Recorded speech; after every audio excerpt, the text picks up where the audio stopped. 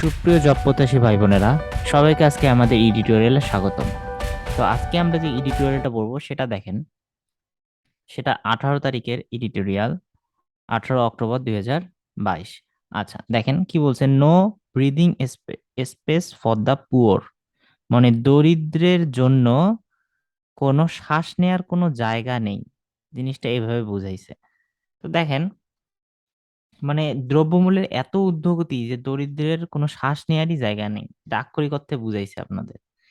তো এই এডিটোরিয়ালটা পড়বো। এখানে দেখেন আপনার সাবহেডিংটা কি বলছে। সাবহেডিংটা বলছে government must step up efforts to bring down food prices.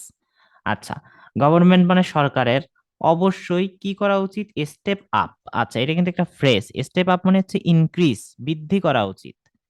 Effort, effort মানে কি, চেষ্টা বৃদ্ধি করা উচিত।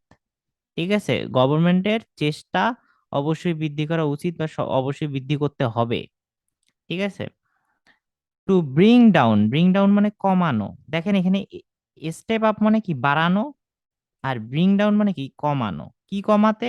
টু মানে তে ইউজ হয়, তাহলে কি কমাতে? ফুড প্রাইজেস মানে হচ্ছে যে খাদ্যের যে দাম। ঠিক আছে, এই খাদ্যের দাম কমাতে সরকারকে অবশ্যই তৎপর হতে হবে, বা সরকারকে অবশ্যই কার্যক্রম, তার চেষ্টা প্রচেষ্টা বাড়াতে হবে।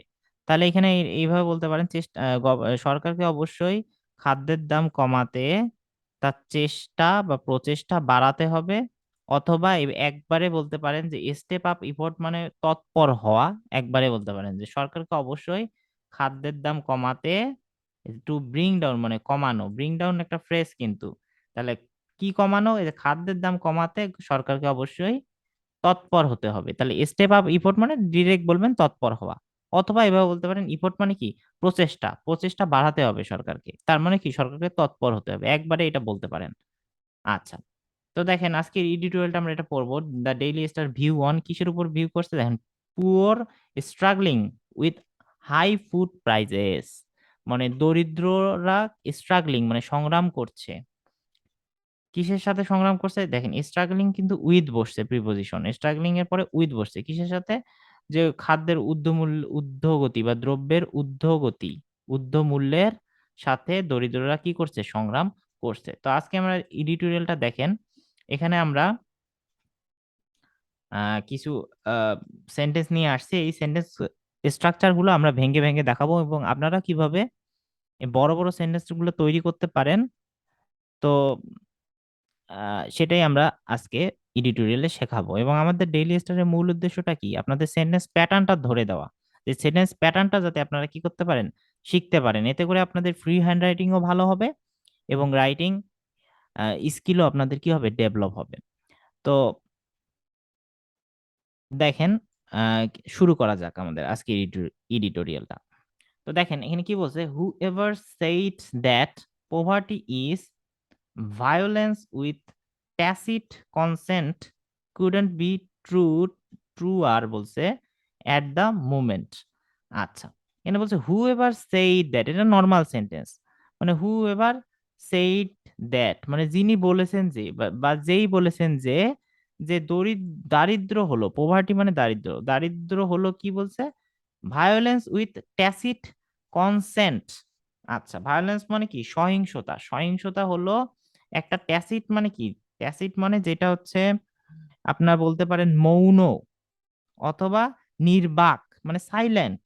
অনেকে আছে না যে চুপ করে থাকে, ওয়ার্ডলেস, সাইলেন্ট, নির্বাক, মৌন।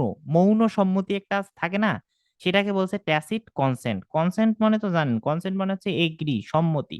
তাহলে মৌন সম্মতি। তাহলে বলছে যে দরিদ্র বা দারিদ্রতা হলো, দারিদ্রতা কি, যে সহিংসতার সাথে একটা মৌন সম্মতি। ঠিক আছে, সেটা কুড নট বি ট্রুয়ার মানে সেটা সত্য হতে পারে না, এট দিস মোমেন্ট মানে এই মুহূর্তে সেটা আসলে সত্য মানে সত্য হতে পারে না। কোনটা? এই যে দরিদ্রতা হলো একটা মানে সহিংসতার সাথে মৌন সম্মতি। ঠিক আছে, তো এটা নর্মাল সেন্টেন্স, এখানে কিছু নাই। এরপরে দেখেন এই সেন্টেন্সটা কি বলছে, এন্ড দিস ভায়োলেন্স, এবং এই ধরনের সহিংসতা। আচ্ছা, এখানে কিন্তু একটা ড্যাশ দিয়ে বুঝেছে, এই ড্যাশ দিয়ে বুঝেছে। তাহলে আমি আগেও বলেছিলাম, আপনারা আগের এডিটোরিয়ালটা যারা দেখেননি তারা দেখে দেখে নিবেন। এই যে ড্যাশ বলতে বোঝায় যে এই পুরাটাকে কিন্তু এই যে এই ভায়োলেন্সটা কি বা এই ভায়োলেন্স সম্বন্ধে কিছু বলছে। ভায়োলেন্স মানে সহিংসতা। এই সহিংসতা সম্বন্ধে কিছু বলছে। এইজন্য এখানে ড্যাশ থেকে শুরু করছে। ঠিক আছে? তো দেখেন এটাকে যদি আমরা এইভাবে পড়ি এখন, আমরা এই ড্যাশটা না পড়ে আ দেখেন এখান থেকে পড়ি। তারপরে আমি ড্যাশের মানেটা বুঝাবো যে আসলে ড্যাশ দিয়ে কি বুঝাইছে? ড্যাশ দিয়ে বুঝাইছে এই সহিংসতা। এই সহিংসতা সম্বন্ধে কিছু একটা বলবে এইখানে। আচ্ছা, তাহলে and this violence এবং এই ধরনের সহিংসতা seems to be getting out of control in Bangladesh. মানে বাংলাদেশে কি হচ্ছে? এই যে get out of control মানে নিয়ন্ত্রণের বাহিরে চলে যাওয়া। get out of control মানে কি? নিয়ন্ত্রণের বাহিরে চলে যাওয়া। get out মানে বাহিরে চলে যাওয়া। অফ কন্ট্রোল মানে নিয়ন্ত্রণের বাইরে চলে যাওয়া। বা এখানে বলতে পারেন গোইং আউট অফ কন্ট্রোল, তাও মানেও কিন্তু নিয়ন্ত্রণের বাহিরে চলে যাওয়া। ২ টাই ইউজ করতে পারেন। গেটিং আউট অফ কন্ট্রোল অথবা গোইং আউট অফ কন্ট্রোল মানে নিয়ন্ত্রণের বাহিরে চলে যাওয়া। আচ্ছা, এখানে তাহলে বাংলাদেশে কি নিয়ন্ত্রণের বাহিরে চলে যাচ্ছে কোনটা? এই ধরনের সহিংসতা। কিন্তু এখানে দেখেন সিমস টু বি আছে। সিমস টু বি মানে কি? নিয়ন্ত্রণের বাহিরে চলে যাচ্ছে বলে মনে হয়। ঠিক আছে? বা মনে হচ্ছে। যেহেতু এটা ইয়া আছে, কন্টিনিউয়াস টেন্স আছে, তাহলে কি মনে হচ্ছে? কি মনে হচ্ছে? যে এটা এই ধরনের সহিংসতা বাংলাদেশের নিয়ন্ত্রণের বাহিরে চলে যাচ্ছে। আচ্ছা। আমি যদি এইটা বলতাম যে এই ধরনের সহিংসতা নিয়ন্ত্রণে, আমি যদি এটা বলতাম যে মনে করেন আ এখানে মনে হচ্ছে আছে জন্য এই যে সিমস টু বি। যেহেতু বি কেন দিছে? যেহেতু কন্টিনিউয়াস টেন্স এই বি দিছে, এইজন্য কি হইছে? এই গেটিং হইছে। আর যদি বি না দিত তাহলে seems to get out of control হইতো। বি দিছে কেন? এই যে কন্টিনিউয়াস টেন্স এর জন্য। আচ্ছা, বি ভার্ব দিছে। আচ্ছা, এটাকে যদি আমি এইভাবে লিখতাম যে দেখেন, আর এই সহিংসতা বাংলাদেশের নিয়ন্ত্রণের বাইরে চলে যাচ্ছে বলে মনে হচ্ছে যদি না দেই, তাহলে কি হইতো? তাহলে আমার জিনিসটা এরকম হইতো, "And this violence is going out" তখন এই যে is হইতো। তখন আমি ভার্বটাকে কি করতাম? is মানে স এই সহিংসতা কি চলে যাচ্ছে, যাচ্ছে। এটা কন্টিনিউয়াস টেন্স আছে ওইজন্য কি is going out বা is getting out মানে চলে যাচ্ছে out of control মানে নিয়ন্ত্রণের বাইরে চলে যাচ্ছে বাংলাদেশে। যখনই বলছি যে চলে যাচ্ছে বলে মনে হচ্ছে, তখনই তোমাকে আপনাদের কি করতে হবে? সরি, আপনাদের বলতে হবে seems to। ঠিক আছে? এখানে এখানে যেহেতু কন্টিনিউয়াস টেন্স আছে ওইজন্য বি দিয়ে গেটিং দিছে। আশা করি বুঝতে পাইছেন এখানে কখন সিমস টু বসবে আর কখন ইজ বসবে। তাহলে যখন কোনো কিছু বলে মনে হচ্ছে আপনারা ইউজ করবেন তখন সিমস টু বি বা সিমস টু দিবেন। ঠিক আছে? আশা করি বুঝতে পাইছেন। তো এইখানে জাস্ট এইটুকুই। আচ্ছা, এখানে আরেকটা জিনিস যে এই আসলে ড্যাশ দিয়ে কি বোঝাইছে? তাহলে এই সহিংসতা সম্বন্ধে কিছু বলবে। আমরা এটাই জানি যে এর আগেরটা সম্বন্ধে কিছু বলবে এইজন্য এই ড্যাশটা ইউজ করছে। এইখান থেকে এই ড্যাশ পর্যন্ত ইউজ করছে। আচ্ছা, সহিংসতা সম্বন্ধে কি বলবে দেখেন, "in the form of relentless assault on the wallet of the poor" মানে দরিদ্রের বা যারা দরিদ্র জনগোষ্ঠী আছে তাদের কি ওয়ালেট মানে তাদের মানি ব্যাগের উপর কি একটা অ্যাসল্ট মানে হামলা। কি হামলা? রিলেন্টলেস মানে হচ্ছে নিষ্ঠুর হামলা বা নির্দয় হামলা। ঠিক আছে? ইন দ্য ফর্ম অফ তার মানে এই, এই যে সহিংসতা, এই সহিংসতাটা হচ্ছে দরিদ্রের মানিব্যাগের উপর একটা নিষ্ঠুর হামলার একটা মানে গঠন বা নিষ্ঠুর হামলা। এই সহিংসতাটার একটা রূপ হচ্ছে, এই সহিংসতা ইন দা ফর্ম অফ মানে এখানে বলছে রূপ। তাহলে সহিংসতার একটা রূপ কি? দরিদ্রের যে আছে মানিব্যাগ, সেই মানিব্যাগের উপর নিষ্ঠুর হামলা। সেইটা হচ্ছে একটা সহিংসতার রূপ। তাহলে আপনারা যখন কোনো কিছু এই সহিংসতা বা অন্য কিছু আপনি যখন বর্ণনা করতে যাবেন তখন ড্যাশের মাঝখানে দিতে পারবেন। তো আস্তে, আস্তে আপনাদের কি হবে? এইভাবে রাইটিং স্কিল গুলো আস্তে, আস্তে ডেভেলপ হবে। তো এভাবে আমাদের কি করতে হবে? রিডিং স্কিল এবং রাইটিং স্কিল আমাদের ২ টাই কিন্তু আমাদের লাভ হবে। আচ্ছা, তাহলে আশা করি বুঝতে পাইছেন। আচ্ছা, এর পরের সেন্টেন্সটা দেখেন। এই পরের সেন্টেন্সে কি বলছে? "According to a survey of the world food Programme" এই প্রোগ্রামে কিন্তু ডাবল এম ই আছে। ঠিক আছে? অথবা প্রোগ্রামে আপনি যদি এইটা দেন দেখেন, এটাও কিন্তু হবে। ঠিক আছে? হয় প্রোগ্রাম এইটা দিবেন GRAM অথবা ডাবল এম ই। এই ২ টা বানানই কিন্তু কারেক্ট। কিন্তু একটা এম দিয়ে যদি ই দেন তাহলে কিন্তু বানানটা আবার ভুল হবে। এই যে দেখেন ভুল দেখাচ্ছে। ঠিক আছে? হয় আপনি এই যে এইটা দিবেন, ঠিক আছে? হয় আপনি এই যে এইটা দিবেন, ডাবল এমই দিবেন, অথবা একটা এম দিবেন, তখন আর এম ই হবে না। ঠিক আছে, এগুলো হচ্ছে আমাদের জানতে হবে, এগুলো কিন্তু আমাদের পরীক্ষায় আসে। তো দেখেন বলছে according to a survey of the world food programme 68% of the people are struggling to buy food. আচ্ছা, according to the to a survey, আচ্ছা অফ দ্য, এখানে দেখেন ভুল দেখাচ্ছে, এটা আসলে ডেইলি স্টাডি একটু ভুল করছে। ঠিক আছে, তো এখানে আসলে বাই হবে, কেন বাই হবে দেখেন, এই যে ওয়ার্ল্ড ফুড প্রোগ্রাম মানে কি, বিশ্ব খাদ্য কর্মসূচি, কর্মসূচির একটা কি প্রোগ্রাম মানে কি, প্রোগ্রাম মানে আপনি বলতে পারেন কর্মসূচি, কর্মসূচির একটা কি জরিপ, ওই যে এখানে অফ দিছে, কিন্তু বিশ্ব খাদ্য কর্মসূচির দ্বারা তো জরিপ হয়, ওই জন্য এখানে বাই এখানে দেখাচ্ছে। তাহলে এটা এটা এটা ডেইলি স্টাডি ভুল লেখছে, এখানে বাই হইতো। ঠিক আছে, অ্যাকর্ডিং টু আ সার্ভে মানে এই জরিপ অনুসারে, কোন জরিপ অনুসারে, এই যে বিশ্ব খাদ্য কর্মসূচির দ্বারা যে জরিপ, সেই জরিপ অনুসারে, এটা নর্মাল সেন্টেন্স, দেখেন 68% অফ দ্য পিপল, এখানে অফ দ্য পিপল হয়তো না, অফ পিপল হবে, তাহলে 68% লোক আর কি, 68% অফ পিপল মানে জনগণের 68%, জনগণের 68% কি আর স্ট্রাগলিং, মানে ওরা কি করছে, ওরা কি করছে, যুদ্ধ করছে, বা ওরা মোকাবেলা করছে, কি মোকাবেলা করছে, যে টু বাই ফুড মানে খাদ্য কিনতে তারা কি স্ট্রাগলিং করছে, তারা খাদ্য কেনার জন্য তারা যুদ্ধ করছে, বা খাদ্য কেনার জন্য তারা সংগ্রাম করছে। ঠিক আছে, জনগণের 68%ই, এটা নর্মাল সেন্টেন্স। আচ্ছা, এরপরে দেখেন এই বড় সেন্টেন্সটা দেখেন, এটা কিন্তু অনেক একটা বড় সেন্টেন্স। ঠিক আছে, এখানে এটা ডেইলি স্টারে ভুল লেখছে, এটা লোনস হবে। তো এইগুলো আসলে মেজর ভুল না। ঠিক আছে, তো দেখেন এটা দেখেন, the sky high prices of food, এই যে ড্যাশ দিয়ে বুঝাইছে, ড্যাশের কাহিনী আছে না, তার মানে কি এই sky high prices of food মানে কি আকাশ ছোঁয়া দাম, কিসের দাম, এই যে খাদ্যের, অফ ফুড মানে খাদ্যের, তা খাদ্যের আকাশ ছোঁয়া দাম, স্কাই হাই প্রাইস মানে আকাশ ছোঁয়া দাম। ঠিক আছে, এটা একটু মনে রাখবেন, স্কাই হাই প্রাইজেস মানে আকাশ ছোঁয়া দাম, হাই প্রাইজেস মানে তো উচ্চ দাম, আর স্কাই হাই প্রাইজেস মানে আকাশ ছোঁয়া দাম। তাহলে কি খাদ্যের, অফ ফুড মানে খাদ্যের, তার খাদ্যের আকাশ ছোঁয়া দাম সম্বন্ধেই কিন্তু এইখানে বলবে, এখানে কিছু একটা বলবে যে যেটা খাদ্যের আকাশ ছোঁয়া দামের কে মানে বর্ণনা করবে। আচ্ছা, তাহলে এটা বাদ দিয়ে আমরা পড়ি, তাহলে খাদ্যের যে আকাশ ছোঁয়া দাম সেটা আর গেটিং হার্ডার, এই যে গেটিং হার্ডার মানে কি কঠিন হচ্ছে, ঠিক আছে, কোটিং হয়ে পড়ছে, বা আর গোয়িং হার্ডার।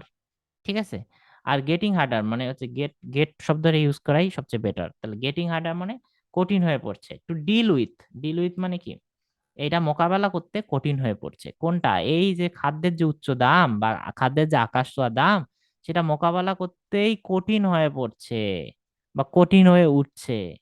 ঠিক আছে, আচ্ছা এইখানে আবার কোলন দিয়া বুঝাইছে। আচ্ছা, কোলনের হিসাবটা আমি পরে বুঝাচ্ছি, আগে এই হিসাবটা দেখেন।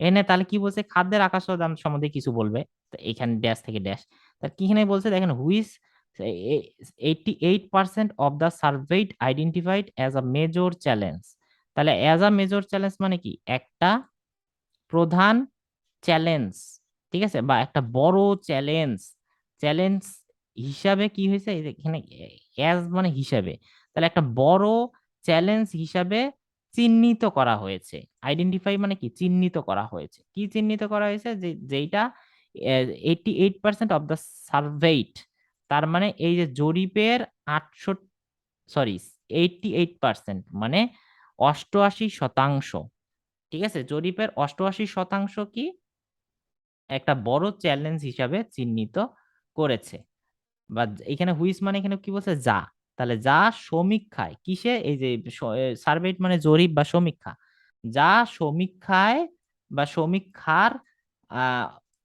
88%, ঠিক আছে, বা 88%, সমীক্ষার, এই যে অফ দা সার্ভে মানে কি সমীক্ষার, তাহলে সমীক্ষার 88%, যা সমীক্ষার 88%, ঠিক আছে, 88% একটা বড় চ্যালেঞ্জ হিসাবে, অ্যাজ আ মেজর চ্যালেঞ্জ মানে একটা বড় চ্যালেঞ্জ হিসাবে চিহ্নিত করেছে, কোনটা বড় চ্যালেঞ্জ হিসেবে চিহ্নিত করেছে সমীক্ষার, এই যে খাদ্যের যে আকাশ ছোঁয়া দাম, ঠিক আছে, সেইটা সমীক্ষার 88% একটা বড় চ্যালেঞ্জ হিসাবে কি চিহ্নিত করেছে। কোনটা বড় চ্যালেঞ্জ? এই যে খাদ্যের আকাশ ছোঁয়া দাম। তাহলে বুঝছেন এই ড্যাশ দিয়ে কি বুঝাইছে? এই ড্যাশ দিয়ে কিন্তু কি করলো, এই খাদ্যের আকাশ ছোঁয়া দামকে একটু বর্ণনা করে এই সেন্টেন্সটা একটু বড় করলো। তো আপনারাও এভাবে করতে পারেন। আশা করি বুঝতে পারছেন। তো এরপরে দেখেন এখানে কিন্তু কোলন দেওয়া আছে। আচ্ছা, তাহলে আমি বুঝতে পারছি যে এই যে খাদ্যের দামটা কি হচ্ছে, যে খাদ্যের যে আকাশ ছোঁয়া দাম সেটা মোকাবেলা করা কঠিন হয়ে পড়ছে, এটা বুঝলাম।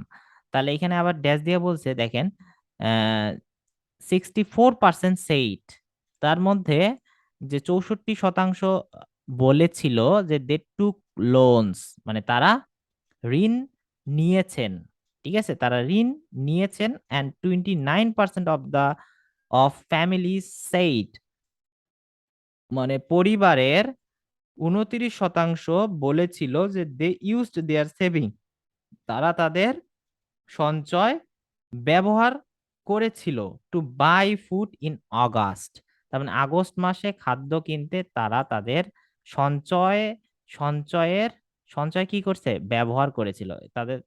মানে আগস্ট মাসে তারা খাদ্য কিনতেই তাদের সঞ্চয়টা ব্যবহার করেছিল। তারা যে টাকা জমা রেখেছিল, ঠিক আছে, দরিদ্র মানুষ যারা আছে তাদের মধ্যে 29%, পরিবারের 29% লোকই কি করছে, যে তারা যে টাকা জমাইছিল, তাদের সেভিংস এ জমাইছিল, সেই সেভিংস এর থেকেই তারা কি করছে, তারা তাদের এই যে সঞ্চয় থেকেই তারা ওই টাকাটা তুলে তারা ব্যবহার করেছিল। ঠিক আছে, বা ব্যবহার করেছেন। এই যে দেখেন এখানে কি বলছে যে 64% বলেছেন যে তারা ঋণ নিয়েছেন।